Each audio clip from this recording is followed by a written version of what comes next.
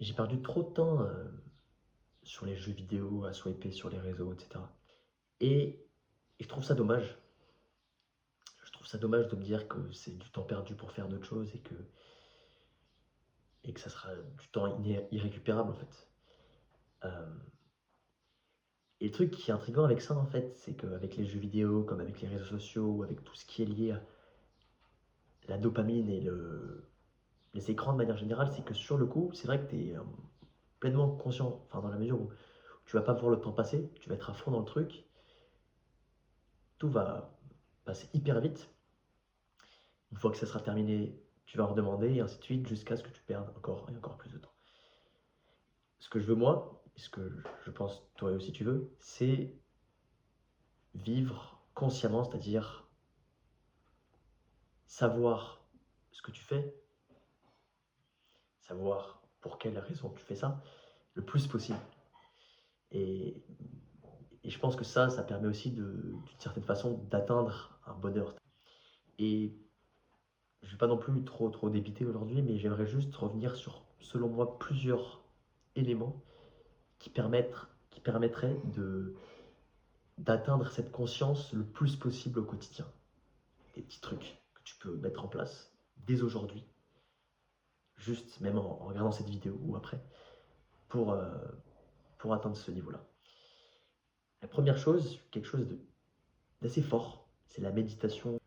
Ça fait à peu près 1 an et demi, voire presque 2 ans que je médite, que j'essaye de méditer tous les jours, en tout cas le plus possible. J'ai commencé assez progressivement à méditer, 1 minute, puis 3, puis 5, puis 10, puis 15.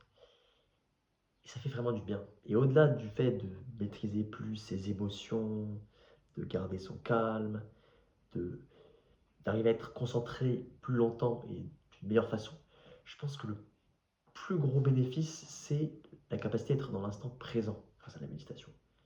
Puisque c'est évident, quand tu fermes les yeux, que tu te concentres sur ta respiration, tu fais rien d'autre que ça, en fait. Tu fais pas plusieurs choses en même temps. Et c'est vrai que c'est très rare aujourd'hui d'avoir ce genre de petit moment pour soi. Et, et je pense que ça joue vraiment, en fait. Et je le ressens. Je le ressens au quotidien. Donc essaye, toi, de le faire un petit peu progressivement tous les jours. Commence petit. Ça sert à rien de te mettre des trop gros défis et de te dire, allez, je vais méditer 30 minutes par jour jusqu'à la fin de ma vie. Ça marchera pas. Fais-le progressivement. Commence par 1 minute. Et ainsi de suite. Tu pourras augmenter, augmenter, augmenter. Au début, ça sera pas simple, mais essaye, ça vaut le coup, à mon avis. La deuxième chose, c'est se balader sans aucune distraction. C'est quelque chose ça que je fais depuis un peu plus récemment, c'est-à-dire de me balader sans mon téléphone ou sans écouter de musique, juste moi, mes jambes et ce qui m'entoure. C'est un truc super en fait, c'est un truc super. Alors tu peux le faire en forêt, ça va en plus te faire vachement de bien. Tu peux le faire dans la ville quand tu vas au taf, n'importe quel moment. Déjà, tu vas te rendre compte de plein de choses. Tu vas redécouvrir la ville que tu connais depuis 10 ans. Tu vas avoir plus d'interaction avec les gens parce que tu vas tout simplement observer ce que tu as autour de toi. Tu peux aussi le faire dans les transports. Tu peux le faire dans les transports, dans le bus, dans le train. Et ça te fera encore plus, justement, prendre conscience de ce phénomène qui touche tous les gens autour de toi. Moi, je me rends compte dans le métro à Paris où tu vois tous les gens qui sont bloqués sur leur tel, etc. Et en faisant ça, tu vas te dire, ah ouais, là, je perds pas mon temps en fait. Essaye de le faire ça aussi, ça peut être pas mal. La troisième chose, c'est les réseaux. Si tu peux essayer d'enlever les notifications pour les trucs qui sont pas urgents en fait. Pour Insta, pour Snapchat, bref, YouTube. Pour pas que ça te dérange pendant que tu travailles, pendant que tu fais quelque chose. Et, et pour que justement tu sois aussi moins dépendant de ton téléphone, que tu sois moins le regarder, moins rivé sur celui-là. Euh, Ça peut aussi être de supprimer au maximum les réseaux, mais dans une deuxième, dans une, dans une étape encore au-dessus de ça. Une autre chose, se concentrer sur une chose après l'autre. C'est-à-dire de ne pas faire plusieurs choses en même temps en fait. Parce que déjà, le cerveau humain n'est pas nécessairement fait pour ça. Si tu fais plein de choses en même temps, il y a des gens qui disent j'arrive à faire plein de choses en même temps, mais en fait, tu peux peut-être, mais tu les feras pas bien. Alors que si tu fais un truc à la fois, tu te concentreras à fond sur un truc et tu le feras bien. Donc ça peut être, pour l'appliquer au quotidien, de temps en temps d'essayer de te dire, bon bah là, je vais cuisiner, sans musique, sans podcast, sans rien. Je vais juste me concentrer sur le poivron que je suis en train de couper et rien d'autre. Tu vas voir, ça va aussi te faire du bien. Et ça peut être ça pour la cuisine, pour tout, enfin pour la salle si tu fais de la muscu, c'est-à-dire de te dire, bon, là je vais me concentrer juste sur les mouvements que je vais faire, sans musique, sans distraction. Et tu m'en diras des nouvelles. Le travail dur, le hard work, je dirais que ça permet aussi d'atteindre ce niveau de pleine conscience, c'est-à-dire d'avoir conscience de tes moindres faits et gestes.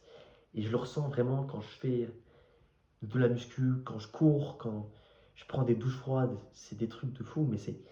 En fait, quand tu endures quelque chose de difficile physiquement et mentalement, ça peut être dans n'importe quel sport, hein, dans n'importe quelle tâche. Et quand tu endures quelque chose de difficile, ton cerveau sera seulement rivé et focalisé sur cette chose. Il n'y aura pas d'autres pensées, ce qui fait que finalement tu seras dans une espèce de bulle où tu ne verras pas non plus le temps passer en fait. Tu ne verras pas le temps passer et tu seras pleinement dans l'instant présent, sans aucune pensée sur l'avenir ni sur le passé. Mais ça, il faut trouver une tâche difficile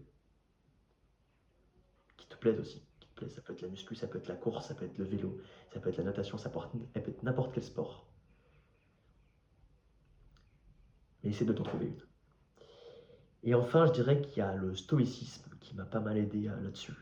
C'est un mouvement philosophique, alors je ne suis pas un expert sur le mouvement, mais je t'invite à lire le bouquin Penser pour soi-même, Penser pour soi-même, de Marc Aurèle,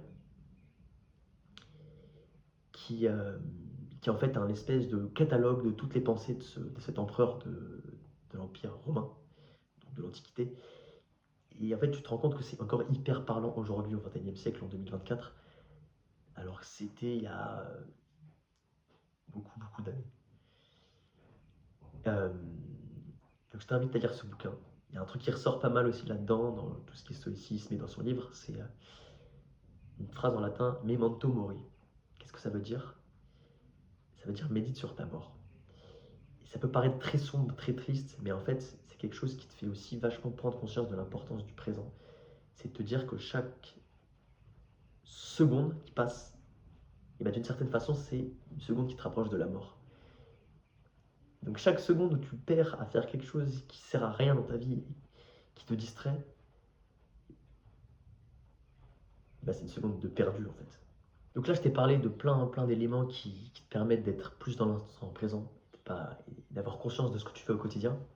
C'est vrai que la finalité de tout ça, ça serait idéalement, et c'est quelque chose sur lequel je travaille aussi, c'est d'avoir conscience et de méditer en permanence en fait, d'une certaine façon. Pense à ça et on se dit à très vite.